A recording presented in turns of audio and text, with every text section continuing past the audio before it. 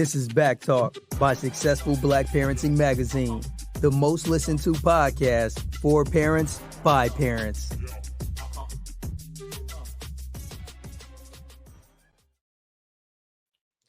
Hello, everyone, and thank you for listening to Back Talk by Successful Black Parenting Magazine, the podcast talk show for parents. I'm Janice Robinson-Celeste, and I am your host and publisher of Successful Parenting Media. I want you to tell all of your friends and followers about the show. After all, sharing is caring. Know that our hashtag for the show is hashtag BackTalk. Now, the Black infant and maternal mortality rates in the United States is ranking with world country status.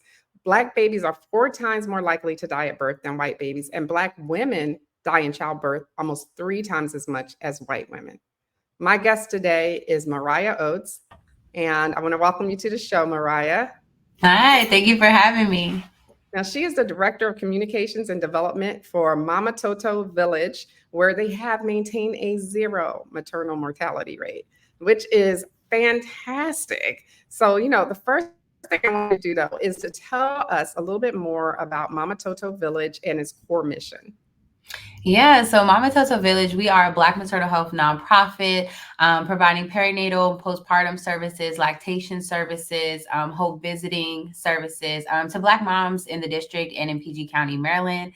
Not only do we offer perinatal support services and postpartum services, but we also have a workforce development component where we are helping Black women get into the maternal health space because we all know that we affect change from within, right? So we train Black women to be perinatal community health workers, community birth workers, and lactation specialists. And then aside from that, we also have our advocacy component. So we are a part of legislation. We are signed to the Omnibus bill. We are advocating for our clients, but also just for Black moms in the district in general.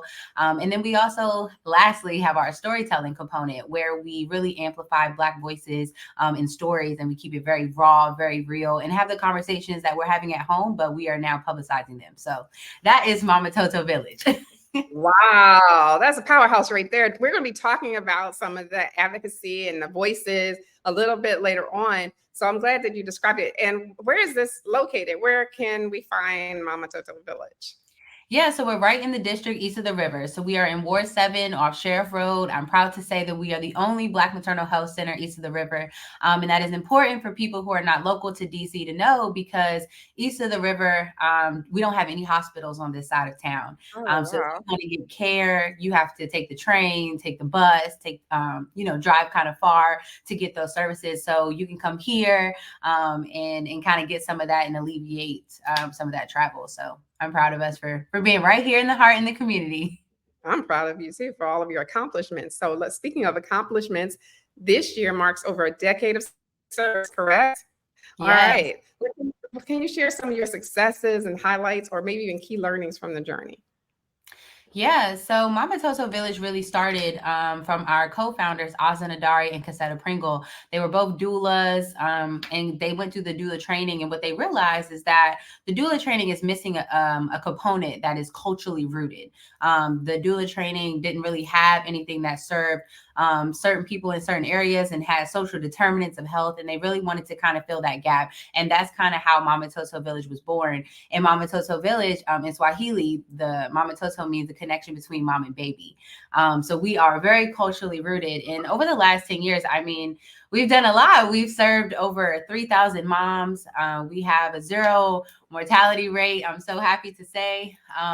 We have provided home visiting, which I think really sets Mamatoto Village apart, is that we go in the homes and not only are we doing, your wellness visit, we're taking care of you doula care, we are doing nutrition, we are providing emotional wellness, so mental health, childbirth education, we're doing advocacy, all of those things. And we are rooted in the mission of taking care of the mom as a whole person, right? We want to care for your baby, but we care about mom too. And then not just that, but just like your home, your partner, the community, because our vision is healthy mamas, healthy babies, and healthy communities. So all of those things we take into account, and that's kind of what led us to some of our successes. Man, just give you guys all the funding right now. They're trying to solve the maternal mortality rate, and you guys are doing it. and you're doing the whole person, whole woman, whole mom. That's fantastic. Because I can tell you some stories now. Like I remember years ago, even before this even became an issue, with my first child, I can tell you a story where I had to go to a clinic because I was young. I was still young. I just got into college and I had my baby. But before I had her at a major hospital, a doctor I'd never met before, because I went to a clinic, came in and yelled at me that my baby was going to be underweight and made me feel like I did something wrong. Mind you, I don't like, but I was eating ice cream every day because I don't like milk. So, trying to make sure I gained enough weight, etc. Did everything I was supposed to do. I was like reading up on parents magazines. I was doing everything I thought I was supposed to do.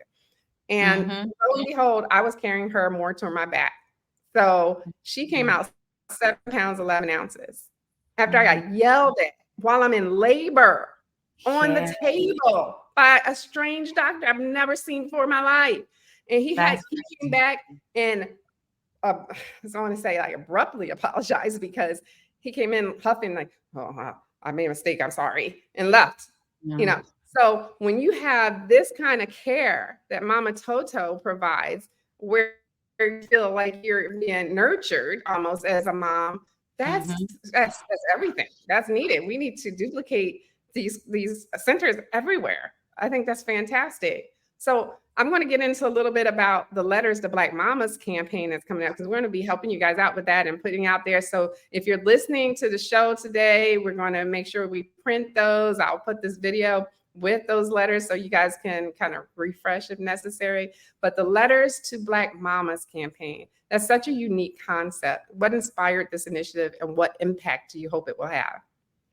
Yeah, so it started in 2021. We were still kind of in that thick of the pandemic, and a lot of things have gone on. And myself and Oz and Adari, we were having a conversation just about like, what do we need right now to fill our cups up?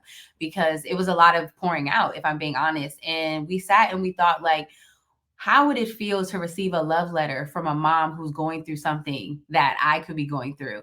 And that kind of just sparked a conversation. And I was like, we should create something like this. So basically, Letters to Black Mamas is a campaign that is a love letter to another mom. We have moms writing from topics of back when we were in the pandemic, of how you're balancing all of that, how to navigate a child with special needs, how to handle postpartum depression, postpartum anxiety, all of the things, being a single mom, being a co-parent. How it is to lose yourself and then come back. I mean, the topics can vary. And basically, if you're writing a letter, you're writing it to another mom who might be experiencing the same journey. And we also did a couple videos because we understand that people process information differently. So we had a mom, for instance, who was a breast cancer survivor and talking about navigating that and motherhood. So the topics have varied. And this year, we kind of switched it up a bit because a part of our approach is 3-generational. So we kind of brought that into Letters to Black Mamas, and we have a mom, a grandmom, and a daughter all talking together in one room. And they're really sharing their motherhood journeys, their relationships with each other. The grandmother speaks about the relationship with her late mother and how, their relationships kind of lended itself to their motherhood journeys. And it's really beautiful to hear just the differences in their birthing experiences, the camaraderie between them. And then I even got to watch them have like raw moments of like how their relationship has changed over time. So I'm really excited to share that because, our relationships with our moms can be complex, but they can also be beautiful. And it's conversations we're all having. Why not do it publicly? And then we hope to turn those questions into kind of like a game so that you can too have those conversations at home with your family. So that is it. Oh, game. I can't wait to hear about the game. That's fantastic. Yeah, it's definitely going to spark conversation. It's definitely going to spark conversation. Okay. Yeah. Fantastic. So is there one profound story that you can share with us that you remember from the campaign? Ooh, do I have? Let me see if I can get some spoilers. Let me think. There's like 2 that come to mind. Okay.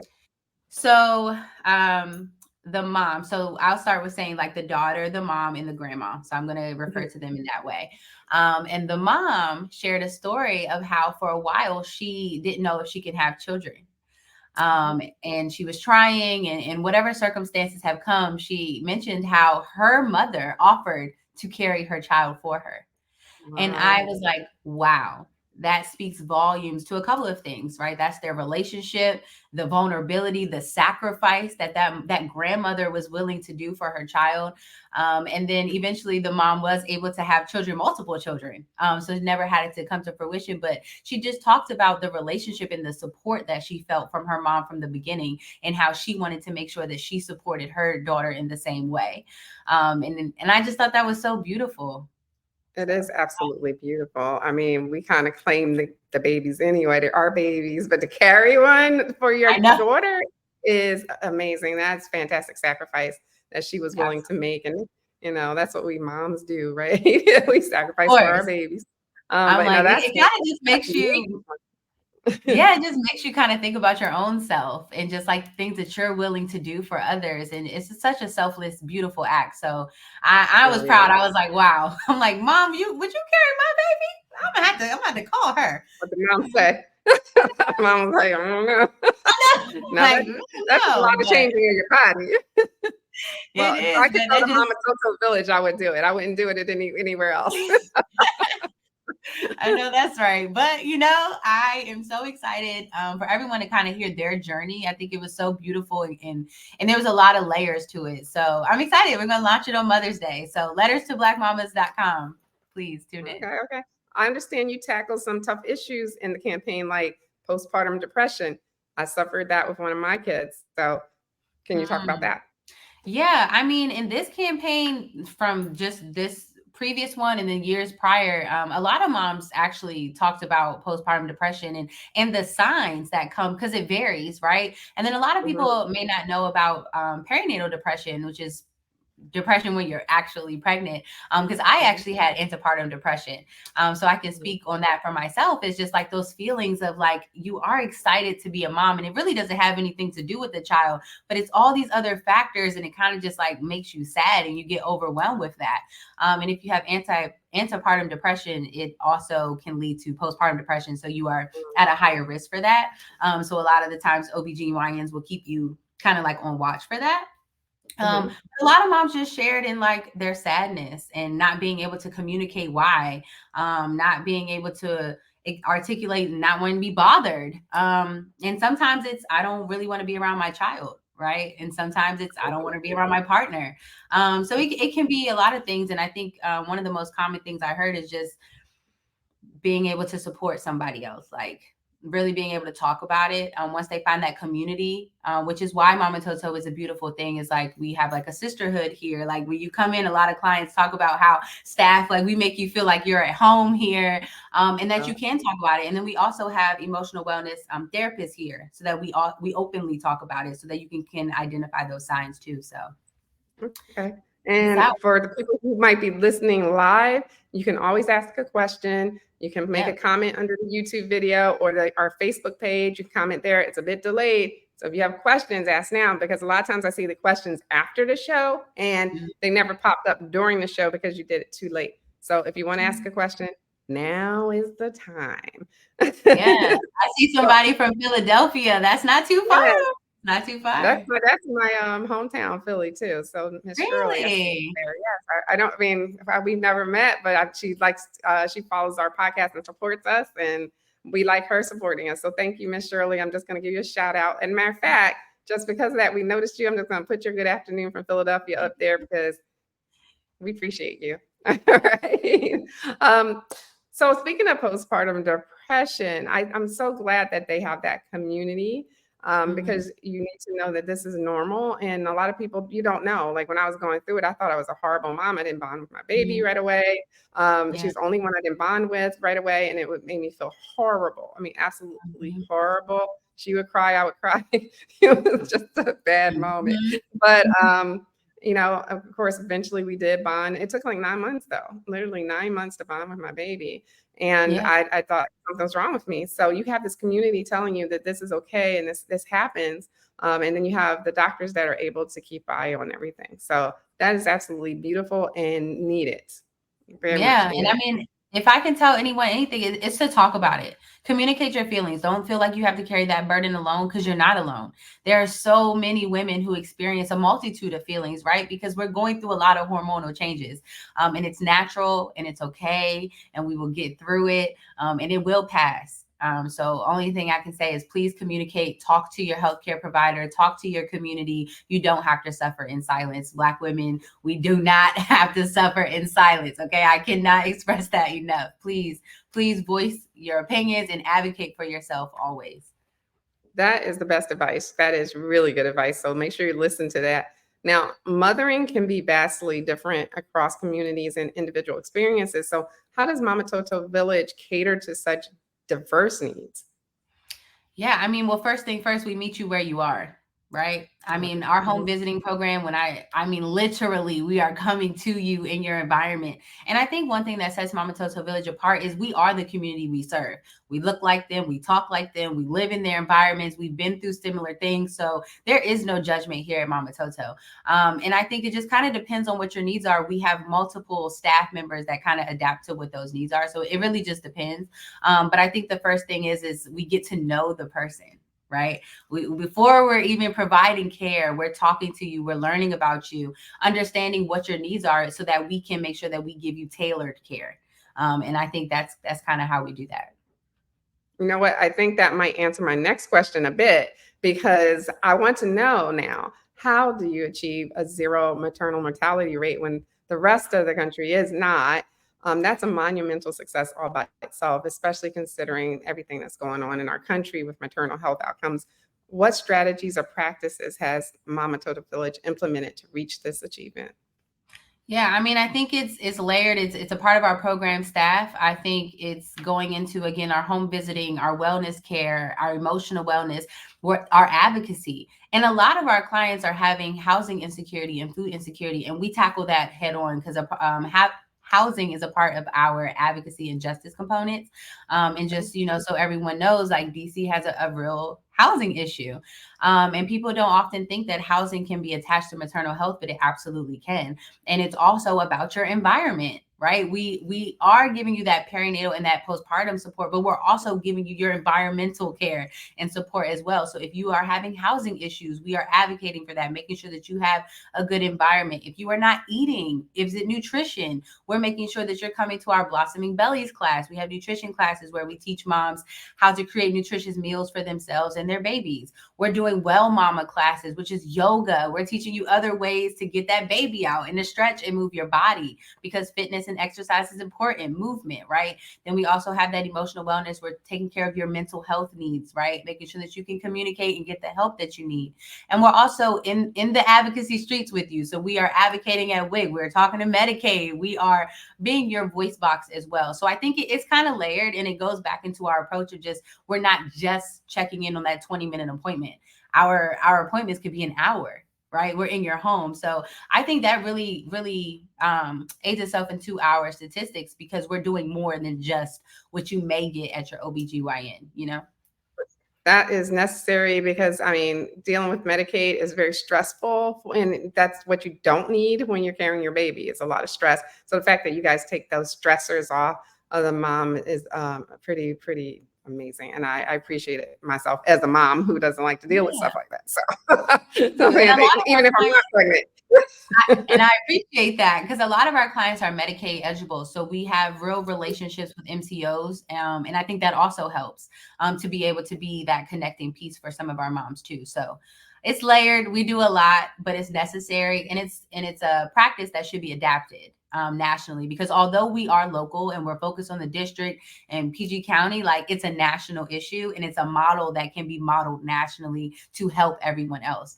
So I think that if people really took the time to do more than just that 20-minute visit, and to ask more questions, and to provide actual tangible resources, I think we come a long way as a nation. Now, you're right there in DC in your advocacy group as well.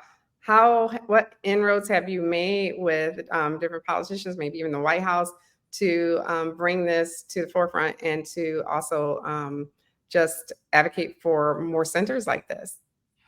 Yeah, so we have communication and relationships with council members. They often come here. We do meetings with them. They don't leave us out of conversation. So I think that's one Good. thing. I think when it comes to policy, there's a lot of layers. There's a lot of, a lot of red tape. But I think our relationship with council people, we have been in communication with the White House. I think we are constantly putting these issues in the forefront, whether we're doing just, for example, our most recent housing report we put out that kind of documents what's going on in the district. And we've done a lot of research on it. Or if it's us on the front lines, like we are at the offices trying to advocate for housing right then and there. I think we're always in your face, and we're always in the conversations. We're signed to the Momnibus bill, I think I mentioned earlier. So it's just we're there. We're a part of that conversation, and we're All just right. I'm like, continuous about it.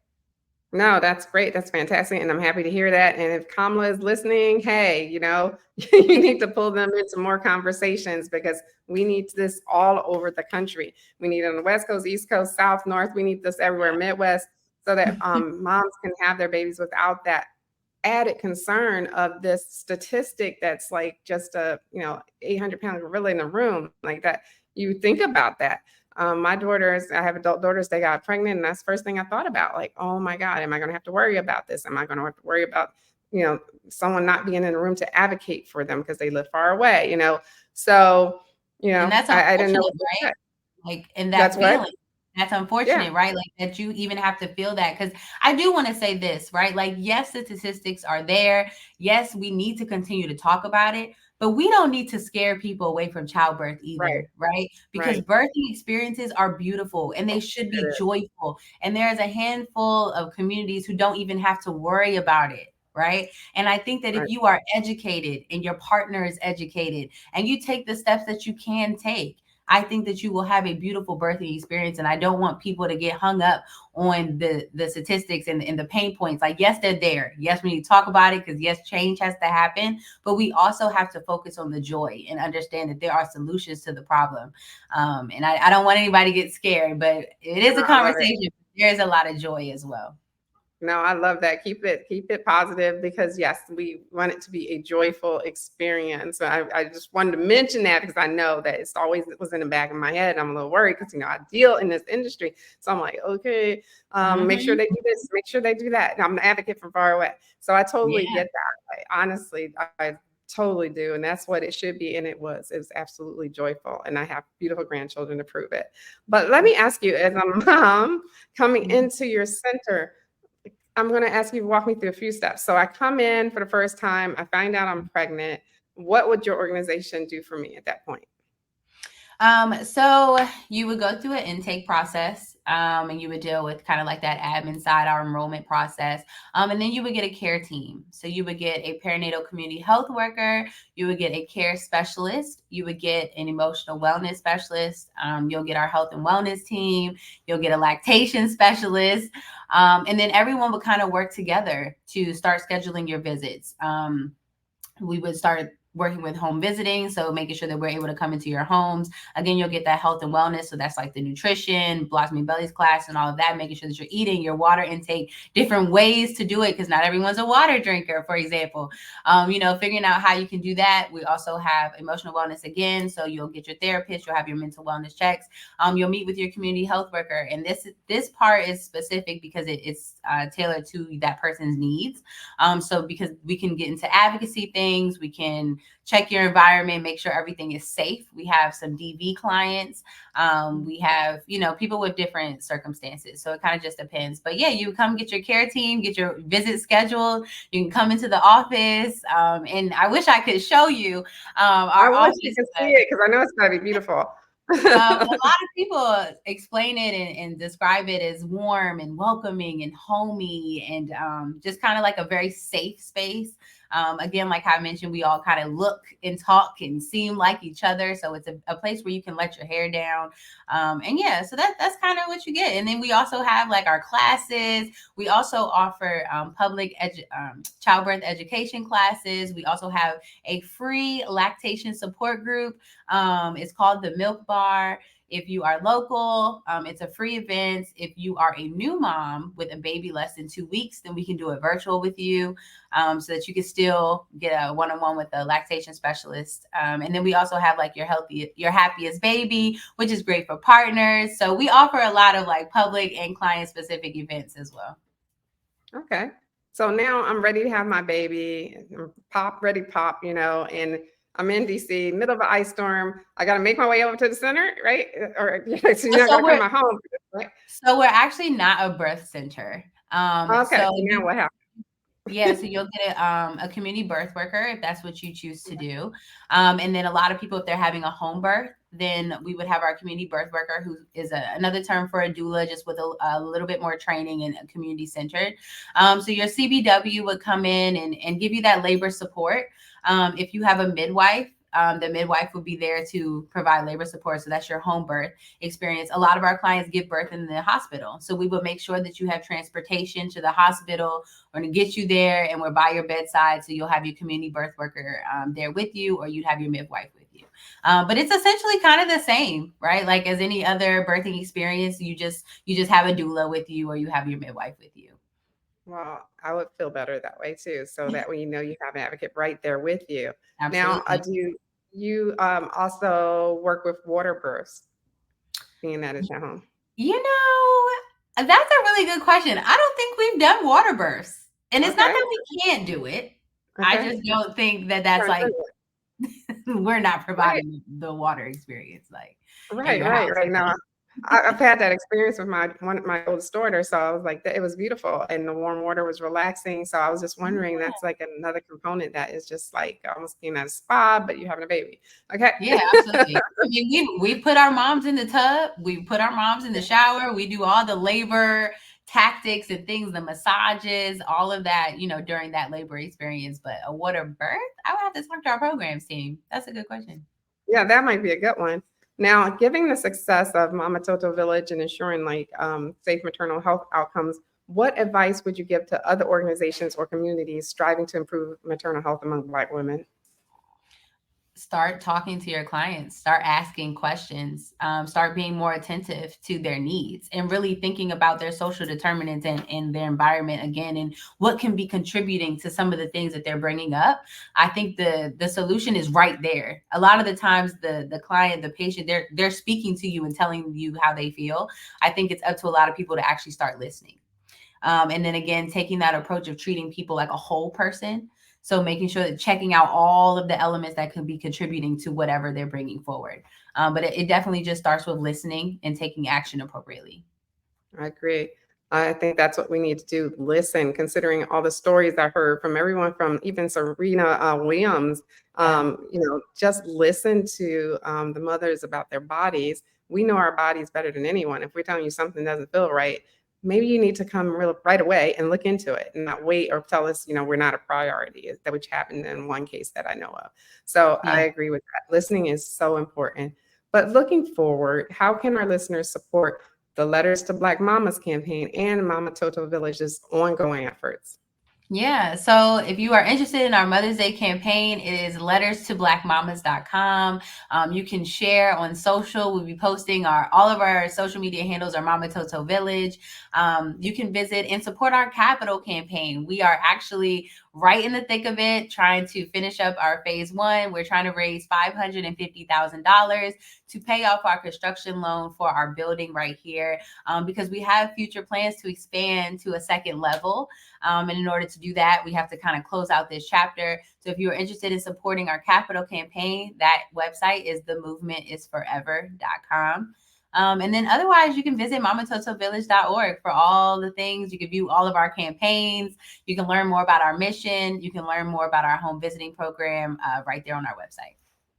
Well, I'm going to encourage those who can to give to your organization, because this is so needed. You should not have to worry about money at all, considering this is one of the number one things we're talking about across the nation.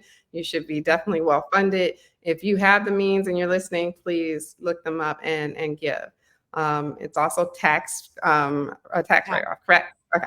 Yep, so I don't know much about accounting, but I know you get a tax write-off for giving to. Absolutely. Okay. Yes, well, absolutely. All right. Well, I want to thank you, Mariah, for coming on our show. But before we go, I want to know if there's anything else that you want to say to parents that we did not talk about. Oh, yeah, I mean, I think just educate yourselves. And this is for moms and partners, especially because when moms can't advocate for themselves, or if you see something that the mom doesn't see, advocacy goes all the way to all across the spectrum, grandparents as well. And really enjoy the experience. Birthing is beautiful, and it can be, especially when we have the tools to succeed right here in front of us. But that's it. Just support Mamatoto Village if you can. Share this, spread the word about us. We're here for the community. Well, that's awesome. And I want to thank you again. And hopefully we can have you come back when you have some more news. And I know you're going to keep that zero maternal mortality rate, because, you guys are awesome and you're doing all the right things. So again, thank you so much. Thank you so much. I really appreciate you having me on. All right, take care. And thank all of you for participating and listening to Back Talk by Successful Black Parenting Magazine, the videocast and syndicated podcast talk show for parents. Don't forget to follow us too on Facebook at Black Parenting One and Instagram. And successfulblackparenting.com is our website that is full of great content to help you to thrive and not just survive as a parent. We'll be back next week with more. Until next time, I wish you all the best and much success. Take care.